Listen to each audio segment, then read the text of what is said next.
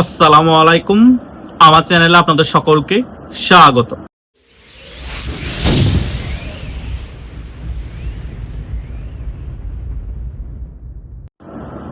সারা বাংলাদেশ জুড়ে আজকেও বাংলাদেশ আওয়ামী লীগ বিরাট বিক্ষোভ মিছিল করেছে।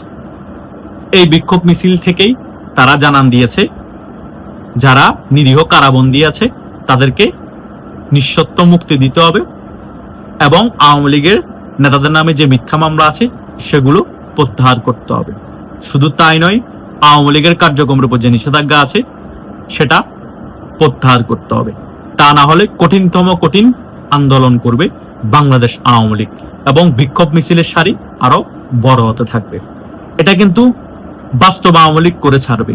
আওয়ামী লীগ কিন্তু পবিত্র ঈদুল আজহার পরে বলেছিল সারা বাংলাদেশ জুড়ে বিক্ষোভ মিছিল হবে, এই বিক্ষোভ মিছিল বিএনপি সরকার ঠেকাতে পারবে না।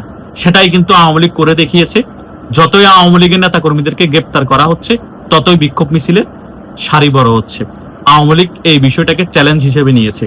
কত গ্রেপ্তার করবা আমরাও দেখতে চাই, আমরাও কত বড় বিক্ষোভ মিছিল করাতে পারি সেটাও তোমাদের দেখাতে চাই।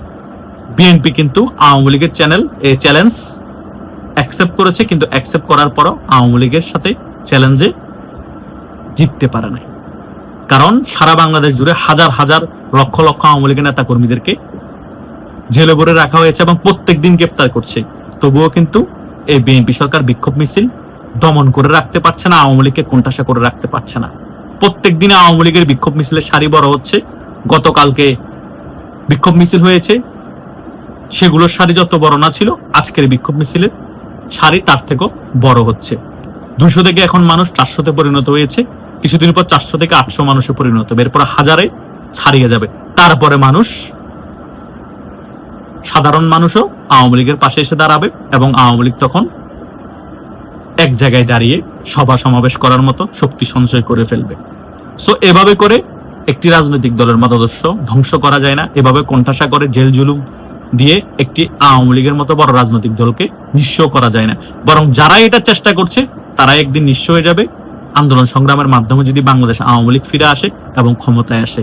তাই আওয়ামী লীগকে রাজনীতি করার স্পেস দিতে হবে এবং আওয়ামী লীগের কার্যক্রমের উপর যে নিষেধাজ্ঞা আছে সেটা প্রত্যাহার করতে হবে এবং আওয়ামী লীগের শীর্ষ পর্যায়ে নেতাদের সাথে এই বিএনপি সরকারকে কথোপকথন করে আওয়ামী লীগকে বাংলাদেশের রাজনীতি ফিরিয়ে আনতে হবে। তাছাড়া আর কোনো অপশন বিএনপির হাতে নেই। আর যদি অন্য অপশন বিএনপি ব্যবহার করতে চায় সেটা হচ্ছে স্টিমুলার চালাতে হবে। এখন যেভাবে চালাচ্ছে আওয়ামী লীগের উপর সেভাবে চালিয়ে যতদিন ক্ষমতায় থাকতে পারে, মানে কপালের উপর ছেড়ে দিতে হবে।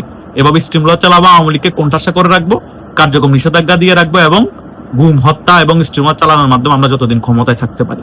এবং ক্ষমতাচ্যুত হলে 5 আগস্ট আওয়ামী লীগের সাথে যা হয়েছে সেরকম ভয়াবহ পরিণতি আমাদের হবে। সেটা মেনেই যদি বিএনপি এগুলো করে সেটা ভিন্ন বিষয়। আর যদি বিএনপি না বুঝতে পারে এরকম কিছু হতে পারে, তাহলে বিএনপিকে বোঝানোর জন্য আমরা আছি। আমরা ভিডিও করে বিএনপিকে ক্লিয়ার করছি যে আপনারা যদি এই কাজগুলো করেন আওয়ামী লীগ থেকেও ভয়াবহ পরিণতি আপনাদের ভোগ করতে হবে। এবং আওয়ামী লীগ যদি বাংলাদেশের রাজনীতিতে ফিরে আসে এবং বা ক্ষমতায় আসে, আপনারা 50 বছরের জন্য ক্ষমতায় আসতে পারবেন না, হারিয়ে যাবেন বাংলাদেশের রাজনীতি থেকে। কারণ প্রতিহিংসা রাজনীতি আওয়ামী লীগও করেছে, কিন্তু আপনারা যে প্রতিহিংসা রাজনীতি করছেন আওয়ামী লীগ এটা ছিটাফোটা করে নাই। এবং আপনারা ক্ষমতায় এসেই মাত্র সংসদে বিল পাস করে আওয়ামী লীগ কার্যক্রম নিষেধাজ্ঞা দিয়ে দিয়েছে।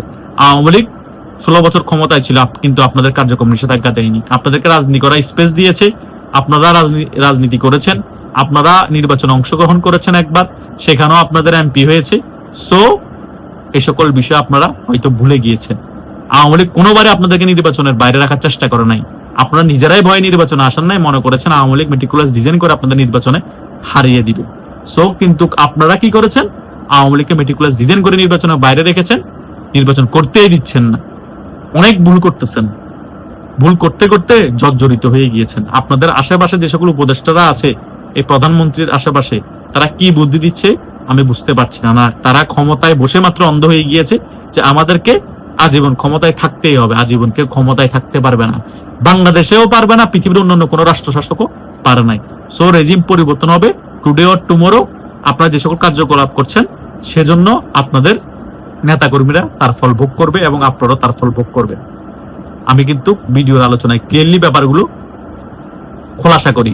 এখনো যদি বুঝতে না পারেন সামনে ভয়াবহ পরিস্থিতি অপেক্ষা করছে, আওয়ামী লীগ থেকে ভয়াবহ পরিস্থিতি আপনাদের ভোগ করতে হবে। কারণ দিনকে দিন সাধারণ জনগণ আওয়ামী লীগের পাশে এসে দাঁড়াচ্ছে।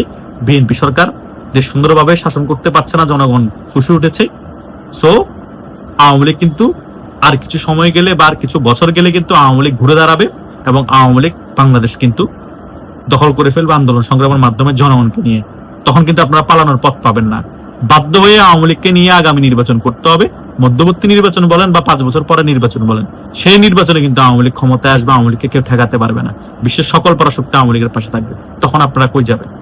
সকল কিছু বুঝে শুনে আপনাদেরকে এখন পা বাড়ানো উচিত, তাহলে বাংলাদেশের জন্য ভালো, আপনাদের রাজনীতির আগামীর ভবিষ্যতের জন্য ভালো। তা না হলে আপনাদের রাজনীতির আগামীর ভবিষ্যৎ খুবই ভয়াবহ পরিস্থিতি হবে। এটাই হচ্ছে বাস্তবতা। সো আমি বাস্তবতা নিয়ে দেখে এই ভিডিওতে আলোচনা করেছি। কারো হয়তো ভালো লেগেছে, কারো হয়তো খারাপ লেগেছে, কিন্তু কিছুই করার নেই। সত্য তেতো হলো, সত্য বলতেই হবে। ধন্যবাদ সকলকে।